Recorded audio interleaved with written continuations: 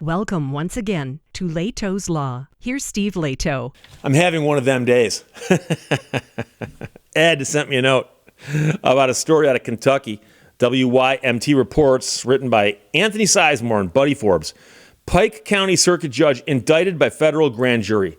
Now, those are words you don't want following your name. Indicted by federal grand jury. But a Pike County Circuit Judge indicted. That's interesting. Pike County Circuit Judge was indicted by federal grand jury on charges of mail fraud and theft of government funds and temporarily suspended from his judicial duties pending investigation.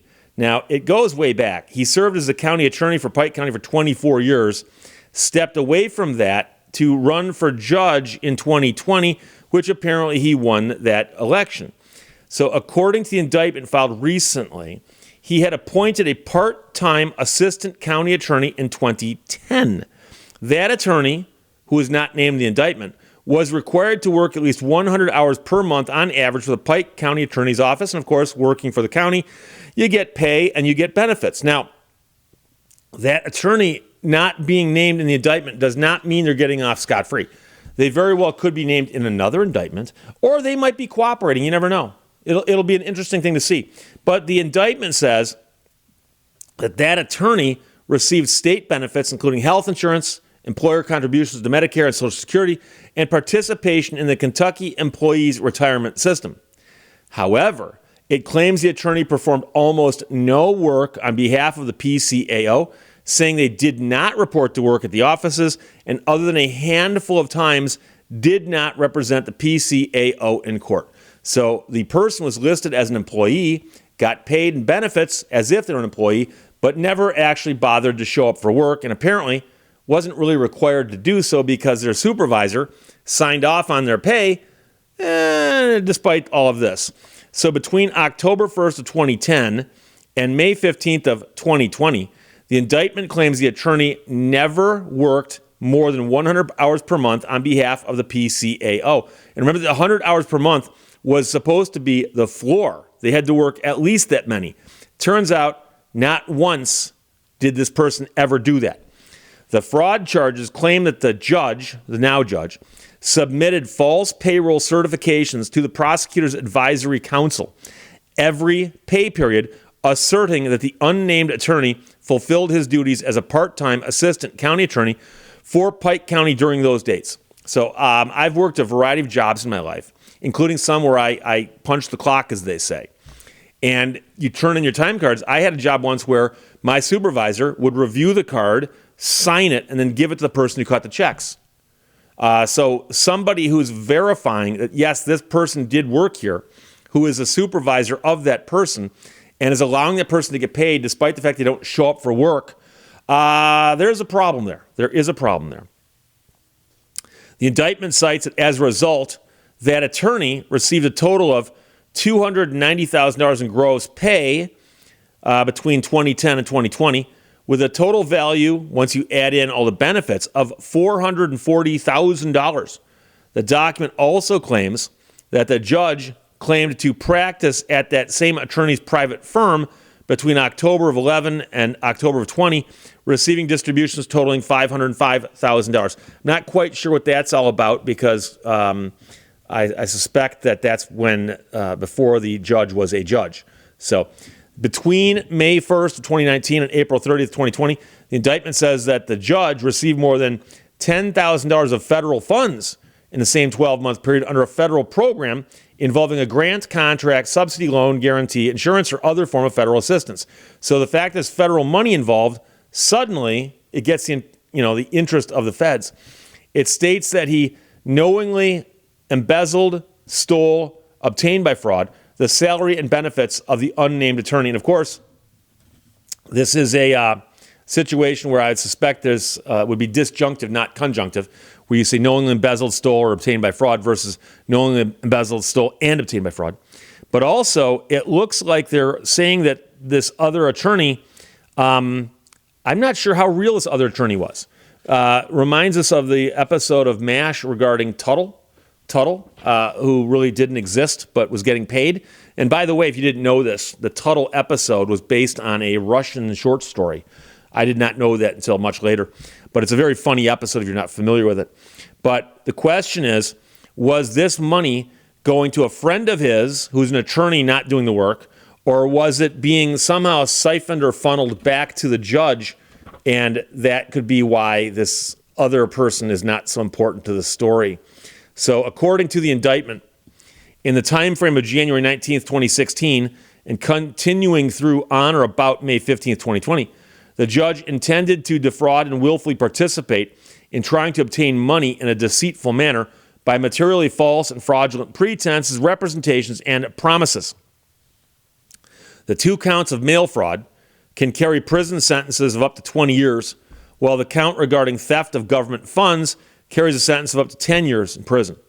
Now, the judge was temporarily suspended of his duties with pay, however, effective April 18th, Friday, according to an order by the Judicial Conduct Commission. So I've mentioned before that if you are a judge or a lawyer, what you're doing is overseen by somebody.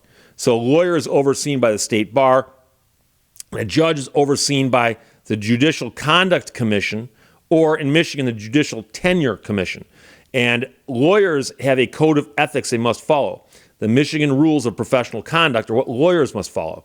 In Michigan, judges are lawyers, so they have to follow those rules plus another set of rules, the code of, the canons of judicial conduct. And so they've got to follow those rules. And among the rules, it'll actually say things like, thou shalt not steal. They'll translate that into modern English. We'll get back to that. During the temporary suspension, the judge shall not use his judicial office, the Pike County Judicial Center, nor any judicial resources. Judge should also forbear from using a secure courthouse access pass and shall turn in any access passes, keys, or credentials to court security while suspension is in effect. That's the actual order from the Judicial Conduct Commission. The charges here come weeks after the same judge was reprimanded for violations of the Code of Judicial Conduct. So, again, keep in mind, lawyers are overseen by the bar, and the state bar is overseen by the Supreme Court. And quite often, the Supreme Court also oversees the judges with just a separate department. And so I can tell you that you might say, but Steve, do we really need to have a rule that says that, you shouldn't steal if you're a judge or an attorney? Yes, you do, because as you can imagine, attorneys like to argue, and if you accuse an attorney of something, they'll raise any and every argument they can, regardless how silly, if they're backed into a corner. I can tell you I once encountered an attorney who was accused of stealing money from another attorney.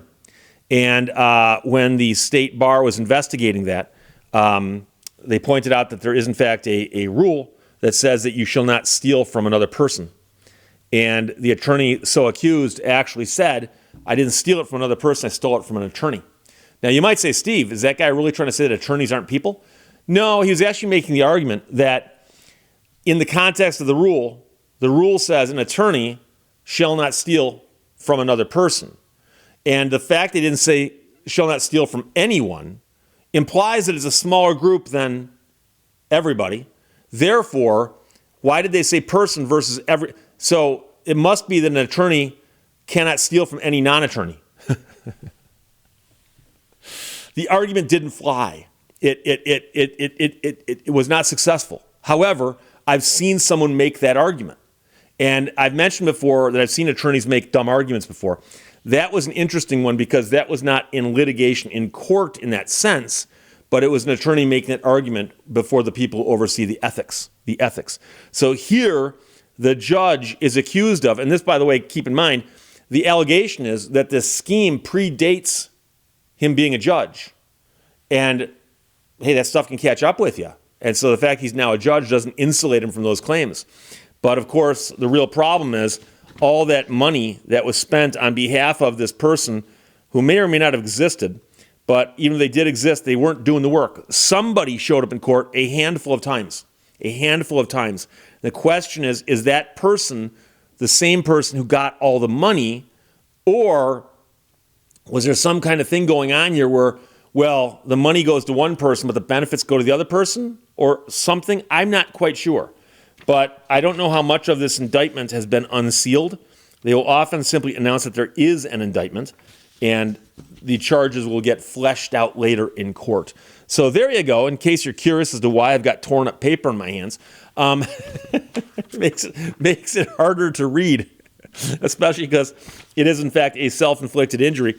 I had shot this video, and as I was editing the video, I realized that I had misspoken at one point, and the way I had misspoken, I could not fix in editing. And I thought, okay.